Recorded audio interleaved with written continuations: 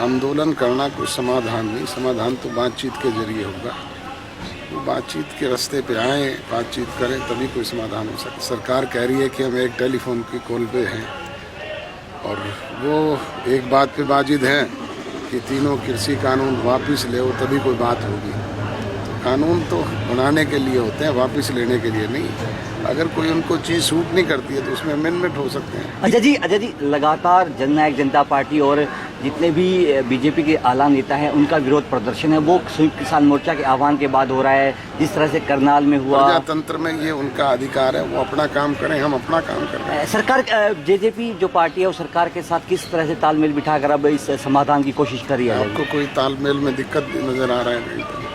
तो अब क्या स्टैंड रहने वाला है जननायक जनता पार्टी का? क्योंकि किसान हैं वो कह रहे हैं कि हमसे वोट लेकर सत्ता में आए थे और अब हमारी अनदेखी। हमने किसान के लिए सदैव, किसान के हित हमारे लिए सर्वोपरि है। और एक बात कही थी पहले दिन से, आज भी पुनः दोहराते हैं कि जहाँ कहीं भी किसान के हित पे कोई कुठाराघात होगा तो हम इस सरकार को तिल्लांजलि देने वाले पहले लोग। मुझे ये कहते हुए गर्व और फख्र होता है कि आज हरियाणा एकमात्र ऐसा प्रदेश है जहाँ पे किसान की एक नहीं 11 फसलें एमएसपी प्राइस पे बिक रही है और एमएसपी प्राइस से भी ऊपर बिक रही है।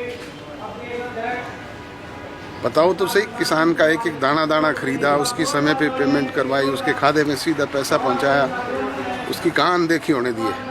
इनेलो के जितने भी आला नेता हैं, फिर कांग्रेस के आला नेता हैं, वो जननायक जनता पार्टी पर ये कहकर वार करते हैं कि किसान कमेरों के वोट ली और फिर किसानों के साथ उन्होंने।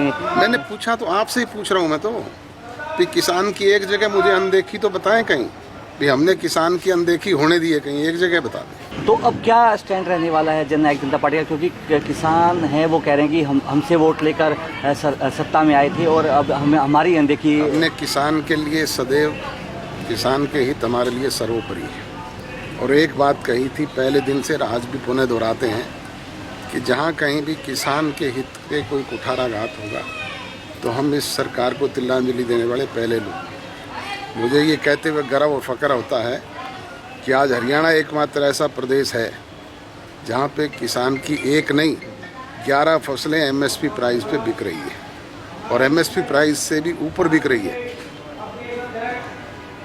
बताओ तो सही, किसान का एक एक दाना दाना खरीदा, उसकी समय पे पेमेंट करवाई, उसके खाते में सीधा पैसा पहुंचाया, उसकी कहाँ अनदेखी होने दी है? इनेलो के जितने भी आला नेता हैं, फिर कांग्रेस के आला नेता हैं, वो जननायक जनता पार्टी पर ये कहकर वार करते हैं कि किसान कमेरों के वोट ली और फिर किसानों के साथ उन्होंने। मैंने पूछा तो आपसे ही पूछ रहा हूँ मैं तो कि किसान की एक जगह मुझे अनदेखी तो बताएं कहीं भी, हमने किसान की अनदेखी होने दी है कहीं, एक जगह बता दें। आंदोलन को लेकर किस तरह से?